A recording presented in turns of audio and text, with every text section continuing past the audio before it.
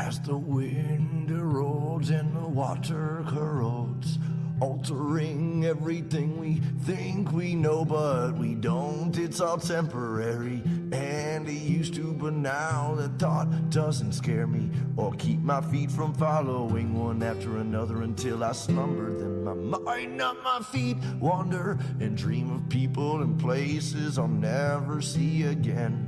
I've mended as much mental anguish as I can, and now I try to use this language to take these thoughts from my head to my pen. Cause though I don't speak of my dead friends or the circumstances, often the blow never softens or yields.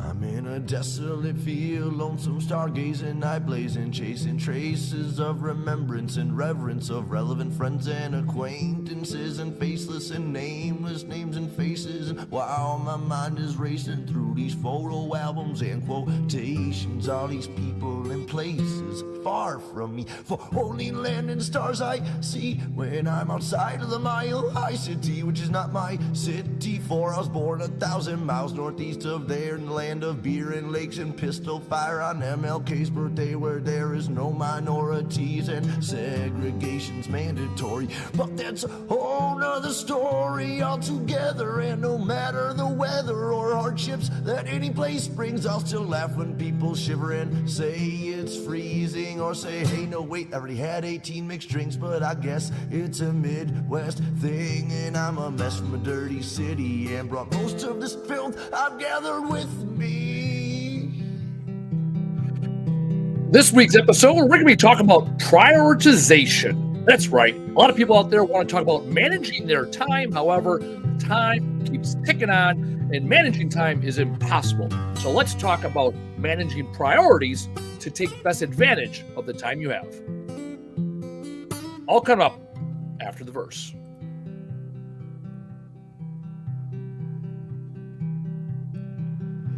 My work labors on as lovers sleep in each other's arms, remaining calm and collect. I begin my self-reflection process of redemption. Honestly, I don't know where this road leads, or if I'm even going. Could be rowing upstream, or worse, chasing my dreams to the peak, to finally be somebody doing something with what I have, rather than saying again and again that I can't and I won't anymore from this day forward. Cause Lord knows the past is set in stone, the present is yours to mold and to use for future uses. I know I'm a nuisance, I'm told, cause I'm neither young nor giant nor gnome. I don't sleep on these streets usually, though I've made thrones of my own. I don't sit well with idle hands, though don't know what to do when I'm home all alone. I'm a menace thrown from society, and as it lies to me, I'll smile silently as others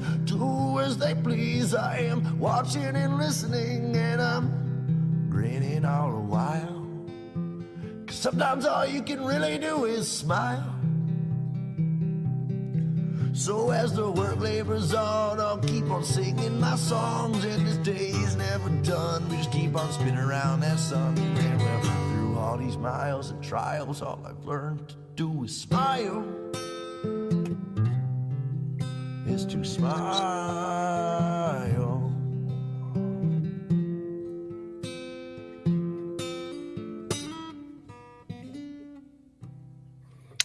Here we are on another week of Experience Andy Weins Live, the weekly rendition of what I think is important to me and things I want to share with the world. I do appreciate the people that follow me and come on every week. See you scrapping, Josie, coming on every week and participating in making this more conversational. So first and foremost, I want to thank you there. This week, we're going to be talking about prioritization, because in life and in business, often what ends up happening is you get consumed by being busy. And we talk about that in my book, Words Fucking Matter, how detrimental the word busy can be because we are not prioritizing things. First thing I want to talk about, priorities, right? This week is our last event of the year, Young Guns Fall Summit at the Milwaukee Improv, October 12th, this week, Monday. For those of us here in the Milwaukee area, last chance. Last week I said last chance to buy tickets. Tickets now available at the door only. Looking forward to see you on Monday. We're seeing you Thursday, where we're going to be discussing the DNA to success. What makes your business unique? And that way, like we talk about here on this show, how do we prioritize those things that make us the best we are personally and professionally? So let's talk about, first off, why this is important, what steps that I take, and how you can also implement some of those takes. So here's the deal.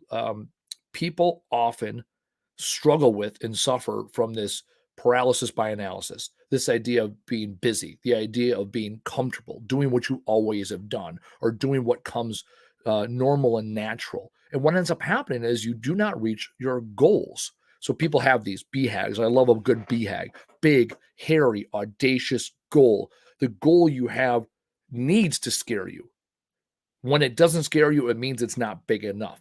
In order to attack and take on this dragon within your life, this big, hairy, audacious goal, you need to break it down into smaller chunks and then prioritize taking those things on. So I'll talk about myself, being very open and honest. Going into 2019, I wanted to be a keynote speaker. I did a TEDx. I made keynote speaking a priority, and I had some keynotes lined up and different things lined up, and then the pandemic hit, and then I got away from it. I've done Young Guns for years. I've done all these other things. I've been creating content on LinkedIn, and I prioritized myself, putting myself out there, and yet I wasn't very niche down. And now I wrote a book, and now my priority is sharing the lessons learned in the book, being conversational in the book, because I talk about in the book, let's have a conversation. Let's have an argument or disagreement on how we see the world. And now this show here, this weekly 15, 20 minutes is a priority. I'm coming to you every week, 1:30. Next week, heads up, next week we will be changing it to 3:30 Central. I want to put that out there, so that I can make it so that I can align my priorities with my schedule. This is still a priority, and moving it 2 hours to the right allows me to prioritize it versus I was doing two things at the same time, which we can't bend time and space. So I've now made it a priority. Leads us to lesson one. I talked about how, right? Simplicity leads to consistency. A lot of times when it comes to prioritization, the reason why we get caught up in the word busy is because we want to do all things for all people at all times and always be successful and never fail. And I'm no different than you when I see the world that way. Challenge is to sit down and say, what are my priorities? Right? Mark Twain is famous, right? The two most important days in your life are the day that you're born and the day you figure out why. I was asked a few weeks ago, what is my why? And it was out of nowhere in a text message. And without hesitating, I responded and I said, my why is to be so unapologetically myself that others feel the need to do the same. Not be Andy, be you. Be the most amazing person you are. And the way that I found that for me, and I talked about this in my TEDx years ago, was transforming my pain into passion to define my purpose. So I went back and I said, okay, what are my priorities in this world? And there's really only a handful of them. What are the things that govern my decisions? So my challenge to you is, let's use the 3P methodology here, right? What's a pain point you have in your life? It might not have to be this huge thing, right? Maybe you're struggling at your job. You hate your job, right? It's a pain point. Okay. So now how do you get passionate about your job to find your purpose? Is your purpose to be working there? Is your purpose to be working in that role? Is your purpose to be working for the company? Is your purpose to be working for that boss? Is that your purpose in this world? And if not, how can you take that pain point and find a new purpose? Maybe it's finding a new job. Maybe it's starting a company or starting your own company. Maybe it's taking on a hobby or doing something outside of work that stimulates you so then you're motivated to go back to work. Starting with a pain point is a beautiful place to start.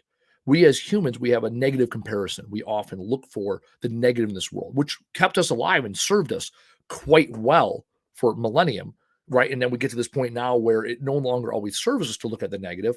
So how do we use that negative comparison, that negative mindset as a strength?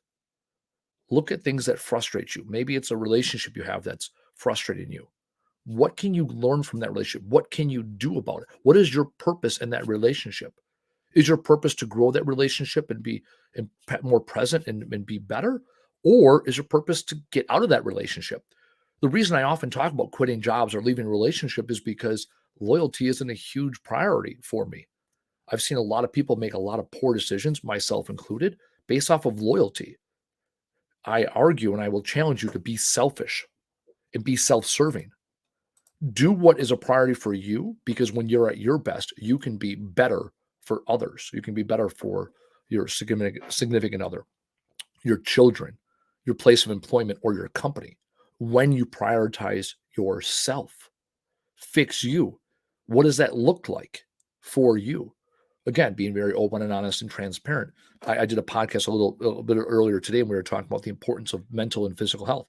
I talked about this last week when I was recording season 2 of the Masters of Home Service podcast with Jobber. We did an entire episode of the importance of being mentally and physically prepared for the day.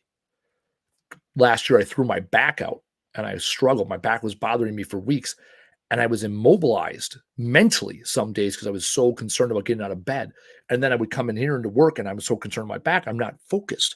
So what did I do this last year? I made a prioritization of my physical health. So now before I even start my work week, I already have 2 days scheduled at the gym, 2 days scheduled at physical therapy. Now, thankfully, they're within 5 minutes of each other, and I schedule them back to back so I can maximize my time while prioritizing my physical body, right? This vessel that gets my mind and my spirit and soul through the world by prioritization. So I do it with a calendar. I also do it with a whiteboard. On my whiteboard right there are the ideals. This is what I'm going to achieve in this world, and I have it right there. Spoke with a gentleman last week that he said he has goal boards, which are different than vision boards. Vision boards are, these are the things I desire. He has these big goal boards. This is what my life will look like someday, right? And it'll be like a thing. It's that $100,000 sport car he always wanted. And every time he looks at it, he says, am what I'm doing right now getting me closer to that or not? It's that little self-check. Realign your priorities. It's the reason why it's always best and great to have pictures of your loved ones. I have a picture of my daughter in my Jeep. I spent a lot of time in my Jeep. I do a lot of thinking in my Jeep. And I got a picture of my daughter and her soccer this year. And that's reprioritizes, right?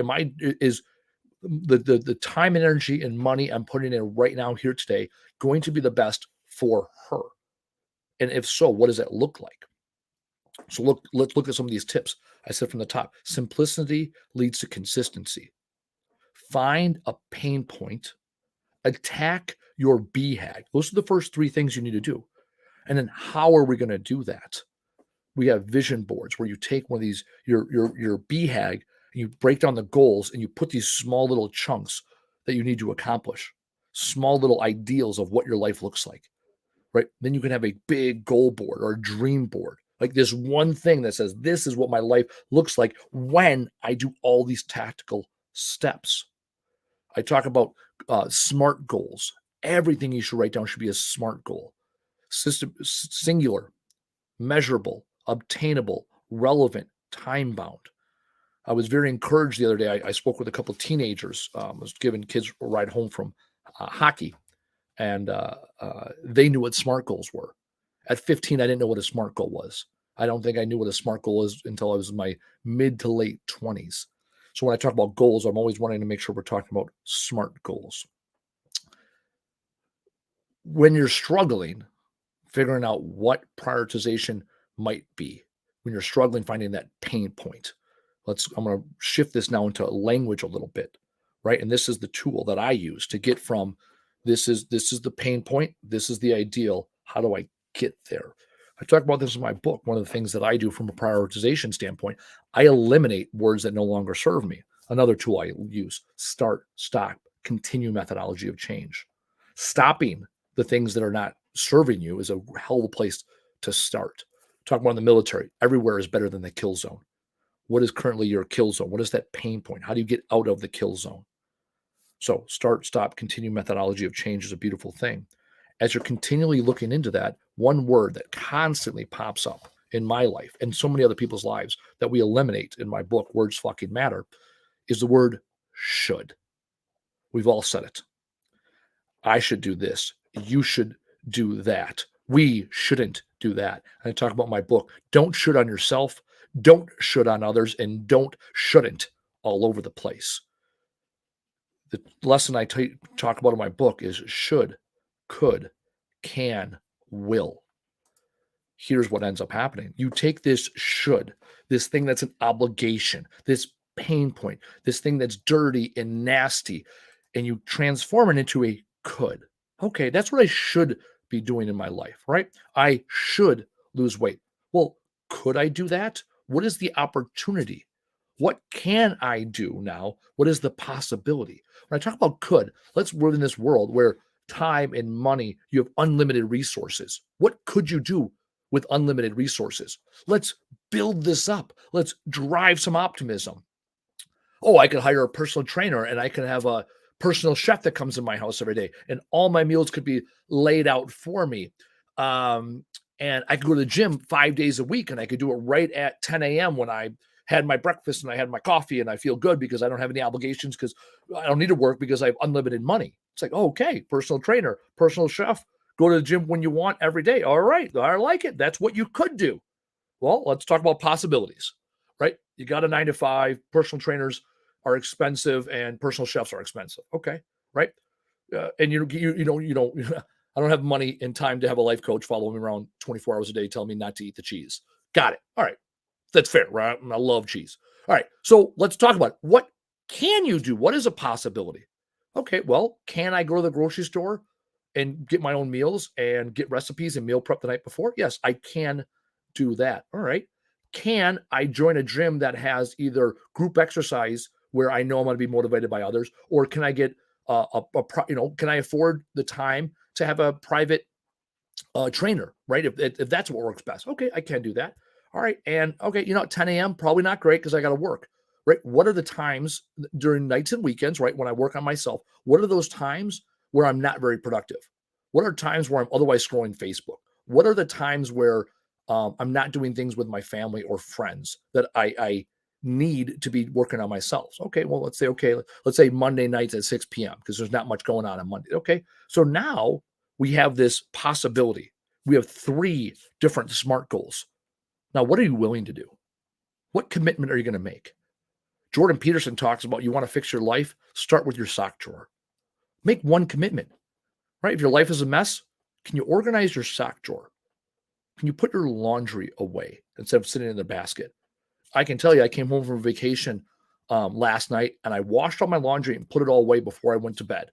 That's what I did yesterday. I did not open my laptop. That's what I did. And this morning I felt great because I accomplished something simple that in the past I would have just let sit there. I would have just lived out of my bag for a week working with the clean laundry. I would have waited till I ran out of underwear before I did the next batch of laundry. I know me, right?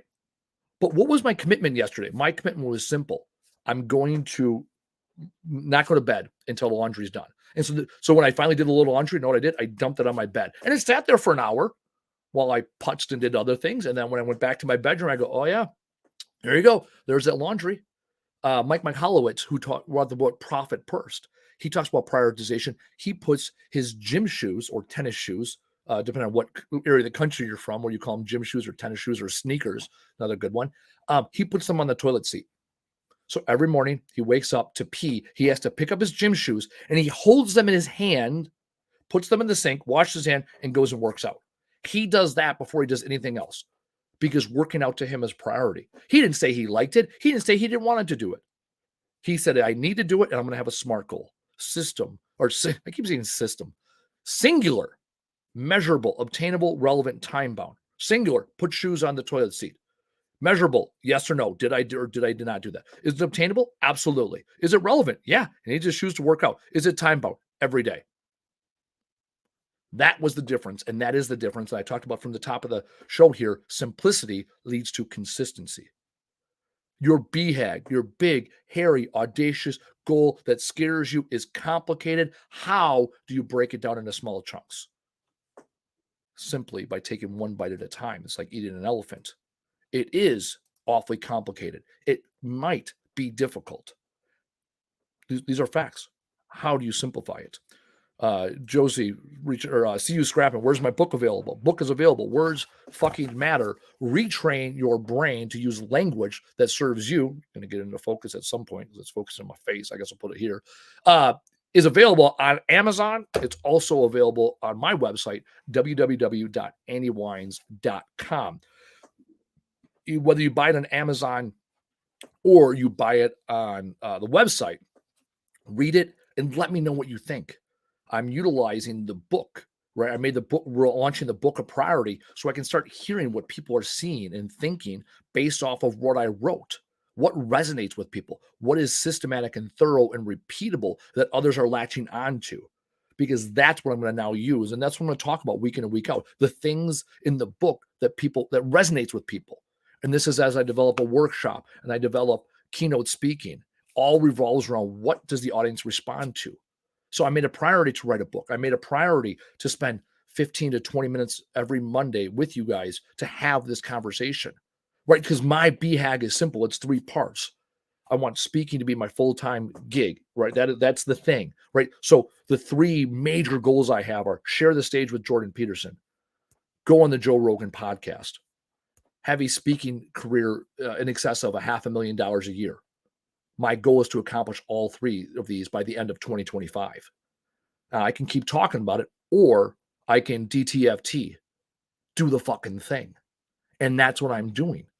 One show at a time, one watcher at a time. Last week I had 2 people watching. Now we have 4 people watching. We've doubled it. Some may look at me and say, oh, it's only 4 people. Like, why are you wasting your time? I'm not. I'm prioritizing giving myself to others so that I can be on the Joe Rogan podcast. I can have that full-time speaking career in excess of $500,000 business, and I can join Jordan Peterson on the stage. All comes down to being vulnerable, being uncomfortable, taking the bites one at a time, following the methodology of should, could, can, will, so you will accomplish your goals. You will slay the dragon. You will get to the mountaintop of your BHAG. I do appreciate you, everyone that's been listening in, the people that have been sending me messages, the people that in real life that have been saying and listening to blogs and telling me what it meant to them. Thank you. Please continue to give me that feedback. The more that you guys invest in yourselves, the more you become contributors to societies, not only consumers, but also contributors, the more it'll challenge you and other creators to create for the benefit of us all. So I thank you for your time. I thank you for another great week. And I'm looking forward to seeing you guys next week here on Experience Andy Weins Live.